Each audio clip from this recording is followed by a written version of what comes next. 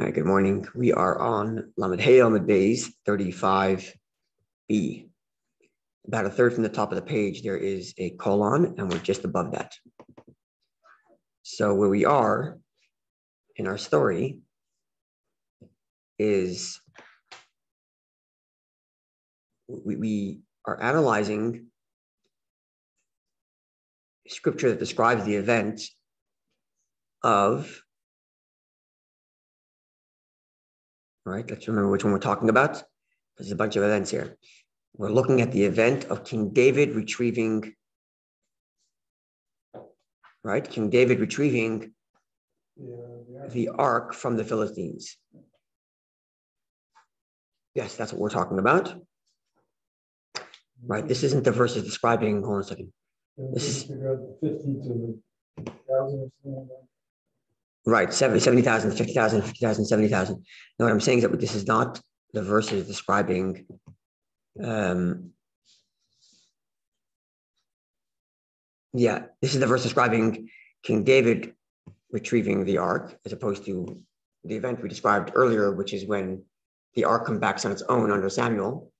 This is the event of King David actually going out and retrieving the ark, when there was the mistake of Uzzah, who grabs the hold of the ark, and the mistake of King David, who puts the ark on the wagon rather than having it carried.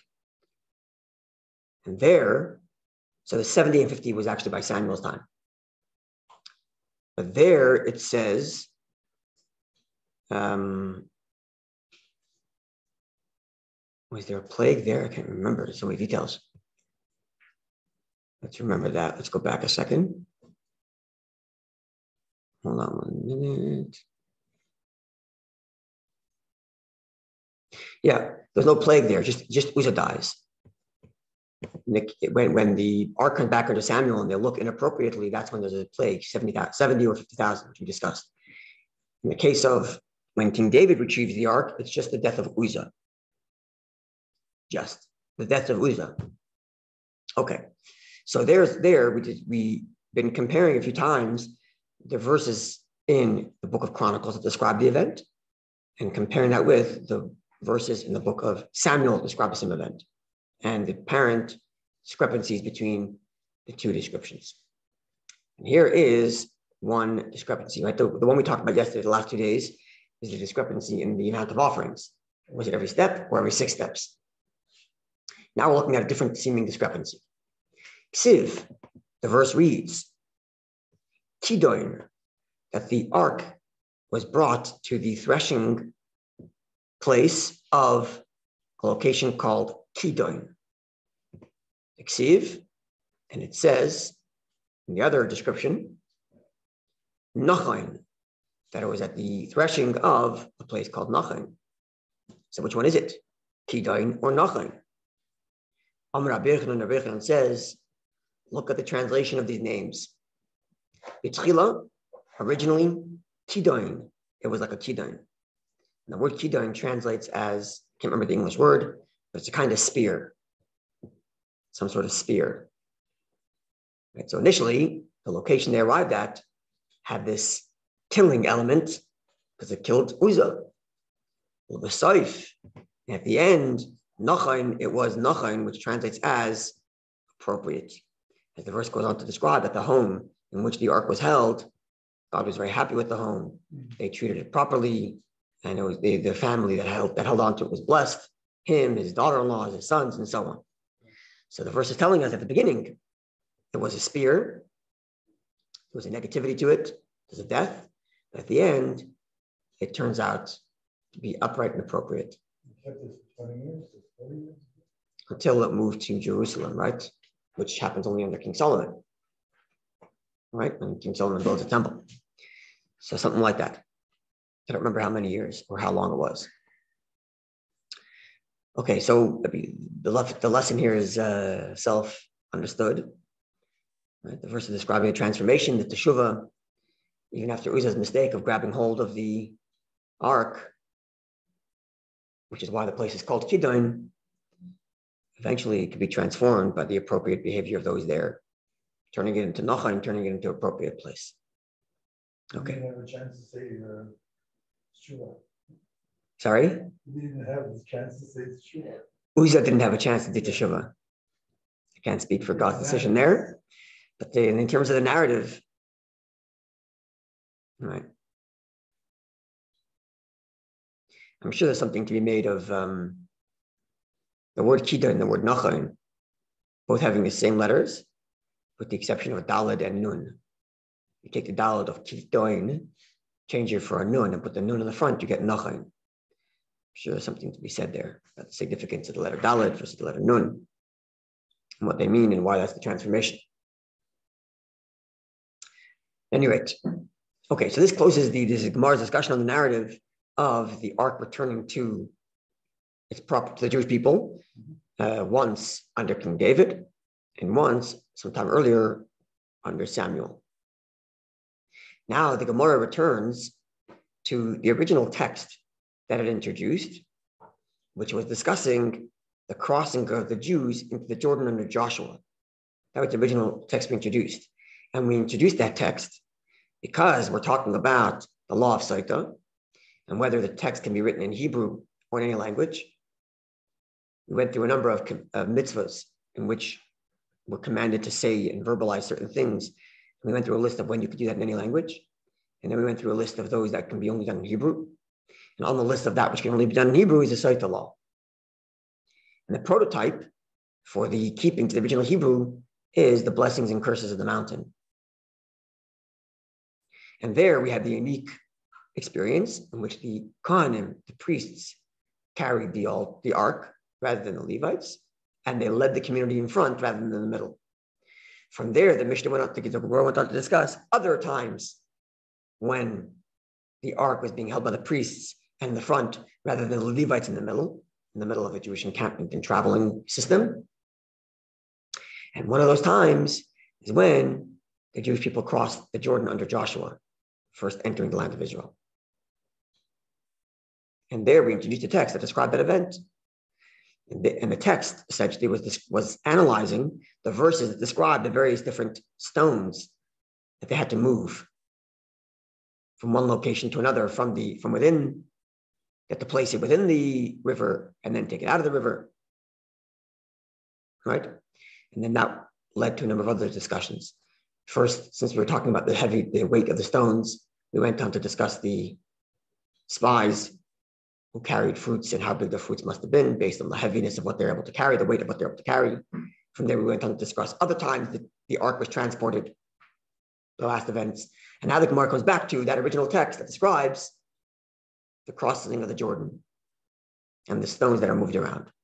It's funny with the spies. That's where we are right now. It's funny with the spies that Hashem orchestrated this whole thing.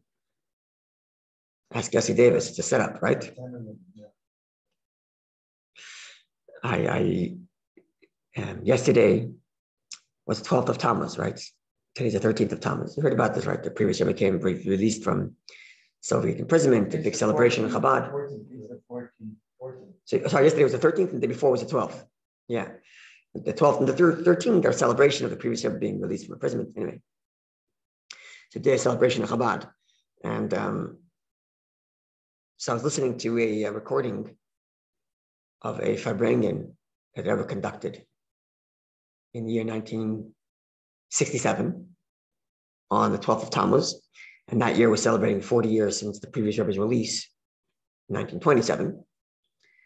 And it's a beautiful Farbrengen. You hear the Rebbe singing a lot in the recordings, which is beautiful. And then at one point, it seems like there was maybe a Sheva Brachas happening, or there was a wedding in the community around them. So they were speaking about you'll see what I'm talking about this. They were speaking about marriage in one of his talks, and how a good and wholesome marriage between husband and wife is the vehicle for the good and wholesome marriage between God and the Jewish people. And Never goes on to say that there are sources that indicate that the Jewish people throughout exile were like engaged. And then when Mashiach comes, there's a consummation of the marriage. Now, the law is that a wedding may not be postponed, or ought not to be postponed once a date is set. If, however, it is postponed. And the reason it's postponed is something, the husband's fault, so to speak. And the husband is responsible to look after his bride. The groom has to look after his bride because they postponed the wedding, because he postponed the wedding. So therefore, Deborah is saying, okay, so there's God and the Jewish people. Mashiach is the ultimate date of the wedding. Until such time, grooms have to look after the brides, right? Moreover, he quotes, he cites to the enactment of the famous Rabbi Gershom, who put it to two decrees. First of all, you're not allowed to divorce a wife without her consent. That was something Rabbi Gershom instituted, even though by biblical law he could. A man could divorce his wife against her will, just give her the paper. But by Rabbi Gershom's decree, accepted by all Jews, she must consent. Number two, you may not marry a second woman. Even though biblically you can, Rabbi Gershom instituted that you may not. So the same thing is with the marriage of God and the Jewish people. God cannot, so to speak, divorce the Jewish people without our consent, and we're certainly not consenting to that. And God can't even take another. He must remain exclusively for the Jewish people, right? And then if the wedding is postponed, as Mashiach is delayed, and the reason why it's delayed is because we're not behaving the way we're supposed to. But whose fault is that? The Gemara says that one of the things that God regrets creating is the Yetzer Hara, the evil inclination. So it's God's creation that's making us sin. So any delay in Mashiach's coming, any delay in the wedding, is the husband's fault. And therefore, until such time that we do get married, the husband has to look after us. All beautiful talk. It's just so great how they're knows how to look at life and things in the Jewish people and God's relationship, putting it in such a way that the Jewish people are presented in the best possible light, even as they're messing up. It's a wonderful, wonderful, beautiful way to learn Torah and to look at the world and to look at the Jewish people. So that's why I'm saying, you're saying that God set up the spies. So it reminded me of that talk I just listened to recently. Okay. The Gemara continues. So going back, you like that. So going back to the original text, describing the Jewish people as they cross the Jordan under Joshua. Nimtzas ata omer. So the result of everything we're saying is that shloisha mine avonim hayu. There were 3 sets of stones in the narrative of the Jewish people entering the land of Israel from the desert. Echad, the first one, is Shehekim Moshe, that Moshe establishes Be'eretz Moav, in the land of Moav. Okay, in the land of Moav.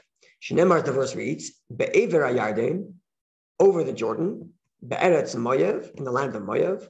Hayol Moshe, Moshe began, Be'er, to explain, etc., the Torah. This is Moshe's great sermon before he passes. So in the land of Moav, and he's standing over the Jordan in the plains of Moav, and there he begins to tell the story of the Torah, teach the Torah. Okay, so where are the stones? So explains the Gemara. Later, the verse goes on to say, "V'kasafta alein," and you shall write upon those stones. Later, this is when the Jewish people,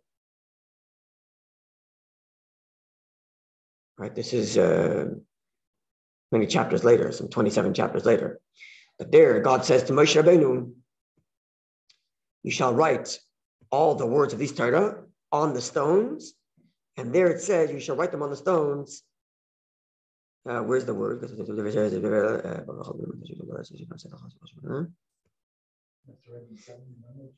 Right. And so a few verses later it says, "You should write them on there. Be'ed hativ, you should explain them very well. You should write it onto the stones very well." So when Moshe Rabbeinu arrives to give the speech, it says he explained it very well. And when he's commanded to write it on the stones, the verse says it should be explained very well. And we derive by Gzeira Shava, right? That's one of those principles of the 13 principles of extrapolation. The Gzeira Shava, when you have 2 words that are used in different locations, different verses, and then those words are selected to teach each other something, right? We've explained the rules of this method of interpretation a number of times. It's not as if you can just pick any time 2 words appear in the Torah and say, oh, we're deriving something. It has to be by tradition, and those 2 words have to be free for interpretation. We went through this a number of times. But we have a Gezer Shava, we have this extrapolated measure, be'er, be'er. The verse says, explain, explain. It says, explain, be'er, when Moshe Rabbeinu gives a speech in the plains of Moav, and it says, be'er, explained, when Moshe Rabbeinu is commanded to write the stones, to write down the Torah on the stones. And therefore, we can deduce that this stone that Moshe Rabbeinu is commanded to write down and explain very well is the same time or the same place where he explained it very well. Way earlier in the beginning of the book of Devarim, the beginning of the book of Deuteronomy. And thus, the first set of stones we have is Moshe Rabbeinu in Moav, when he's explaining the Torah very well, he's also writing it onto a stone. Set of stone number 1. The Echad, the second set of stone. Sorry?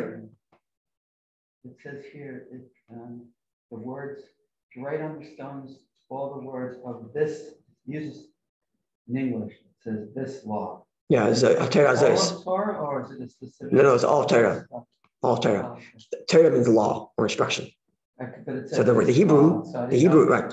Now the Hebrew is a Torah Azos, this Torah. Okay. But the law here doesn't mean this law, but it means like this law book. Okay, all right. Right? Like if you were to say like Canadian law versus US law, you would say it in the singular because you mean the whole unit of all of it. Yeah. Yeah, no, I understand. So yeah, so it means this law is like this set of laws. Right. But you can still say it in the singular when you're describing a whole set. Sure. Right? And that's the word Torah means. The word Torah means law or instruction. Right. And the Hebrew is Torah Hazos, this Torah, or this set of laws. Okay, so that's the first set of stones that we have in the narrative. Moshe Rabbeinu stones, where he writes down all Torah on the stones in Moav. Set number 1. Be'echad, another set, Shehekim Yeshua, which Yeshua established. Is that a bird? Sounds like a bird getting bricked. Wait. The second set of stones is stones that are placed in the Jordan. We described those earlier. Shnemar, as the verse reads in the book of Joshua, Shteim Esrei Avadim, and 12 stones, Hikim Yeshua established or erected, within the Jordan. That's set number 2. The stones placed, the 12 stones representing each of the tribes placed into the Jordan, where the Kohanim were standing with the ark, holding up the water. The Echad, and then another one, the third set of stones, Shehekim the Gilgal, that he established in Gilgal. Right? They were told to take stones from the Jordan and bring it to the place they were staying, which is Gilgal. And there too they set stones. Remember, as the verse reads, the Shteim Esrei Avadim, the 12 stones, Ha'ela, these 12 stones. So it seems like they took those very as Rashi explains to us. No, it's not the stones that they took from the Jordan; those left. It's the stones that they used at Har Eval. They took the Mount Abel when they had the curses. They put a 12-stone altar and brought offerings there. So they took those 12 stones and they built them in and brought them to Gilgal, and there they set them up. As the verse reads, and these 12 stones, this is again the book of Joshua, which they took, etc., and they brought it to Gilgal as they were instructed. Even though the verse says, Ashalokam and Ayard, and they took from the Jordan. But maybe it means, so then it must mean that they took the 12 stones from the Jordan, they used it at the Mount Aval to bring an offering, and then they moved them to Gilgal and set them there. That's what it must mean. Allah took a different set of 12 stones to the Jordan. That's also possible.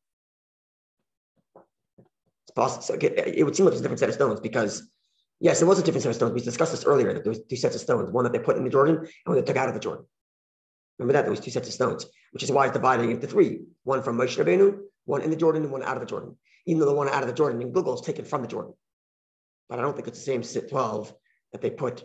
Because it says here in the English, and they are there to this day. The ones in the Jordan, the ones in Gilgal. The ones in the Jordan. So there you go. Right, we discussed this earlier, the verses that seem to repeat the description of the stones, and therefore we deduce that's actually 2 sets of stones. one placed in the Jordan, one taken out of the Jordan. So here, that's what we're talking about. So we have a total of 3. It's Yeshua form, verse 9. Yeah, verse 9. Right, that would be the stones that he put into the Jordan. And then verse 20 goes on to say they took other stones that they took from the Jordan. That's verse 20. It's verse 20, right? So we discussed this earlier, that there seems to be a discrepancy in the verses and how many stones were moved around. And if we conclude the 2 sets of stones by Joshua, one in the Jordan, one taken out of the Jordan, brought to Gilgal, giving us a total of 3, one from Moshe Rabbeinu in Moab when he explains the Torah. Okay. Now we have a very fascinating text, which will begin today. We'll elaborate a little more tomorrow. And I'm going to lay it down and then open the floor for thoughts on what might be happening here. It's rather fascinating Gemara in terms of the relationship between the Jewish people and the world and the nations around us and their relationship to Torah. Leave it to you to bring something fascinating. Appreciate the vote of confidence. Okay, Talmud Sotah, our sages taught. Let's just read the Gemara and translate it as is. So now we're introducing another Mishnaic age text that's discussing the writing of the Torah on the stones by Moshe Rabbeinu, considering that we just raised that in context of the different stones moved by Joshua at the crossing of Jordan, and therefore the Mishnaic text, the Brisa, added that to the list of the stones Moshe Rabbeinu built. So now we're introducing another text that discusses the stones Moshe Rabbeinu wrote the Torah on. So Tanna Rabbanan, our sages taught in the Mishnaic age text, Ketzad Kosvu Yisrael as Torah. How exactly did the Jewish people write the Torah on the stones? Dispute between Rabbi Yehuda and Rabbi Shimon. Rabbi Yehuda says, Al Gabe Avonim Kasvua. They wrote it onto the actual, They wrote it onto the actual stones. By the way, this is the stones that they used at the Mount Avel, as Rashi tells us. At the Mount of the Curses, they wrote the Torah there too. These must have been big flat stones. Something like that, yeah. Yeah, right. Well, we already described them as huge, massive boulders, right? That they're able to carry. Okay, so they wrote it on the actual stones. Shenemar, as the verse reads, the Kasafta, and you'll write it ala avonim, when God instructs Moshe Rabbeinu. Okay, let's make this clear. There's Moshe Rabbeinu being told, back up a second. Moshe Rabbeinu is giving a speech, right? And there it explains very well. Later, God instructs Moshe Rabbeinu that when you take the stones to Mount Avel, meaning not you, but Joshua, you'll write the Torah there. And from there we derive that when he was told to explain the Torah, he actually wrote the Torah also on a stone, right? So here we're describing the verses where God commands Moshe Rabbeinu that when you get into the land of Israel, you'll write the Torah on stones there at the Mount of Avel. Okay, just make that clear. So God commands saying, Krasat al-Abanim, you'll write it on the stones. It's called Divrei Torah Zeh, it's the words of all this Torah. Okay, so the verse says, write it on the stone. So it's written on the stone. But afterwards, Sodu Oisan Besid, they covered it in plaster. So they write the stone, they write the Torah on the actual stone, and then they covered it in plaster. Okay. Rabbi Shimon counters to Rabbi Yehuda. Lidvarecha, in your words, how did the nations learn? Says Azman. Sorry, I'm just reading a little bit of English. Yeah. Then before that part, though, doesn't it say they peeled off the plaster? That's correct. The verse indicates that there's some plaster. When they moved the stones, it said they peeled off the plaster. When they moved it from Moab to Gilgal, it took the plaster off. And then copied it down. So that means there's plaster. Yeah. So Rabbi Yehuda therefore saying they wrote the words onto the actual stone and then covered it in plaster. So Shimon says, so in your view, that the text is covered in plaster, how were nations of the world of that era expected to learn Torah if it's covered in plaster? Now, it's part of the objective of the stones, written in all the languages, that the nations of the world can come, have a look at Torah, and kind of, last chance, do you want to join this covenant or not? Now, in your view, says Rabbi Yehuda to Rabbi Shimon, I'm sorry, They're covered in plaster. How they expect it to come and read it? Amar Loi, so Rabbi Shimon says, Rabbi Yehuda says back to Rabbi Shimon, Bina Yisera Nosser Ben Makadosh Baruch Hu. God granted an extra input of wisdom and understanding to the nations of the world. They got divine inspiration, the nations. And therefore, the Shigru Noitira in Shalahan, they sent their scribes, the Kilfos Hasid, and they removed the plaster, the Siyua, and they then copied the words onto the tech, onto their own papers, or their own parchment, and brought it back to their nations. And they weren't interested. Just such a bizarre kind of story. It's like we're hiding it from the nations of the world by covering it in plaster, but then God's revealing it to them by sending divine inspiration that they should peel off the plaster and copy the text. And we're all watching while this is happening, being okay with them peeling off the plaster, presumably because we know it's supposed to be for them. But we tried hiding it from them. It's a funny sort of story, but I'm just putting it down as is. And obviously I'm hoping that you'll all meditate on this over the next 24 hours and get back to me tomorrow on what you think. When he says that he wrote the whole, when God told him to write the Torah on plaster, he didn't mean the whole Torah. He just meant write the 10 Commandments. It doesn't, no, it's not the 10 Commandments. It seems like the whole Torah. How could they write the whole Torah? These big massive 12 big massive boulders. But they have to write it into the future. Why? Because they only knew up to that point. It's 5 books of Moses. This is at the end of the story of the 5 books of Moses. There's just a few there's only a few verses that describe post-Moses' death. We once learned the Gemara discussed that, the different opinions of how that was written down. How could you get all that into a stone? Good question. This is what it is. Good question. I'm not gonna. We could chalk it up to a miracle and say that this is miraculous. But let's just read it as is, and we'll see. Can you use chalk? No, not chalk. Okay, so this is version number 1 of the story. Have you heard this version? Have you heard this version of the story? That the Jewish people write it on the stone, they cover it in plaster. God inspires the nations to send their scribes to peel off the plaster, copy the text, bring it back to their people. And with regard to this, their fate has been sealed. To the depth of purgatory. Because they had the opportunity to learn Torah, and they didn't. Version 1 of the story. Version 2.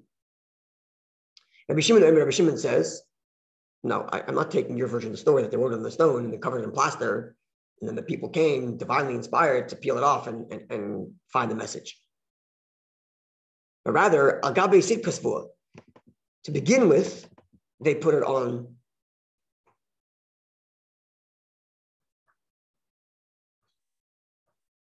plaster. To begin with, they wrote it on plaster, making it more available to the people.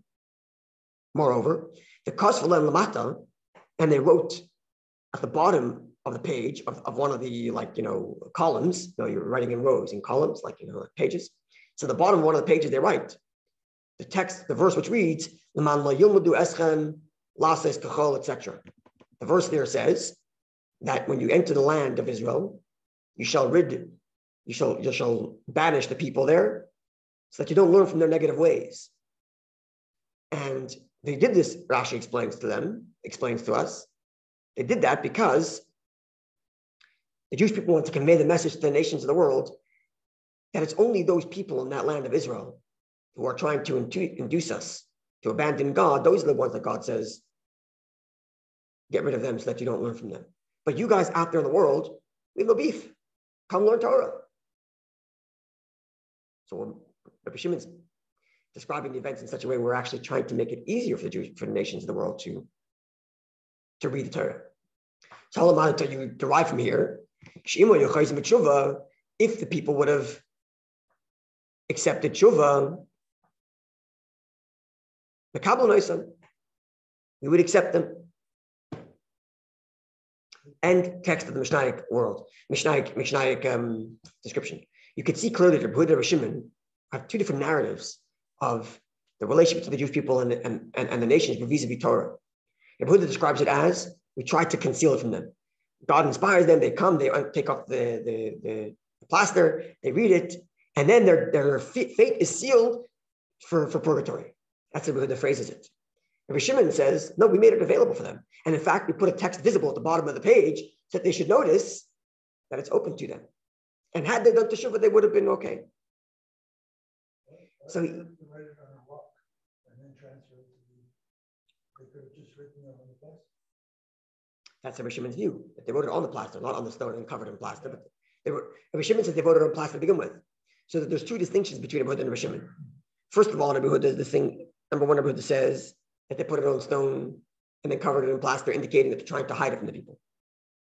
Whereas Rabbi Shimon says they put it on the plaster, making it visible. And therefore, according to Rabbi Huda, God had to inspire the nations of the world to come and see. According to Rabbi Shimon, it was open, available, everybody can come and look. Moreover, in Rabbi Shimon's view, they wrote such a text in such a way that the people would notice that we're opening it up for you. That's number two distinction. Here's number three, an interesting distinction. In both Rabbi Huda's narrative and Rabbi Shimon's narrative, the nations of the world reject. As we know the story, there's only one Jewish people. The nations of the world reject. But how do they each describe that ending? Rabbi Huda describes it as, on that day, their fate was sealed for the depth of purgatory, focusing on the closing them out.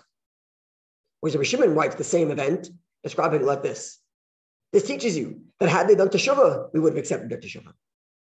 Describing the same event. But Rabbi Huda describes it in, fate is sealed, they're out. Whereas Rabbi Shimon describes it as, if only they were in. The same thing, but described differently.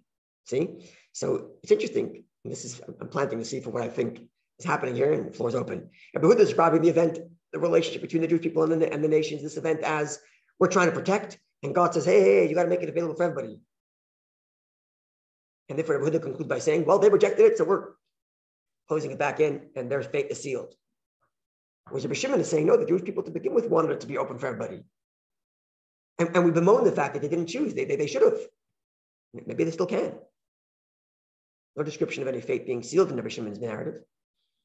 So there's a difference, not just in the storyline, but also in the way they describe the relationship between the Jew and the non-Jew vis-a-vis Torah. They're coming from different angles. So therefore the floor is open to think about what that might mean. Okay, so I'm putting that out there. I think Torah is normally concealed. Torah study is generally concealed to the other nations of the world. But if there's someone who sincerely wishes to convert or somehow the window opens up and we can find Torah. Absolutely. And to add to that, generally concealed. So there's a balance there, right? And to add to that, Rashi tells us that the reason why only the nations of the world are accepted in their teshuvah, whereas not the people of the land of Israel, is because the people of the land of Israel come to convert to doing that out of fear, because they don't want to be banished from their land or killed. Whereas the nations of the world, if they're joining, it's because they really fell in love with this thing. To add to that, even Rabbi Shimon's view, which describes, if only they did teshuvah, and had they done teshuvah, they would have been part of this. It's limited to the nations outside the world because we know outside the land of Israel because we know it's sincere. Whereas the ones in the land, they're just doing it because they don't want to get killed by us. And we don't really trust that they really mean it.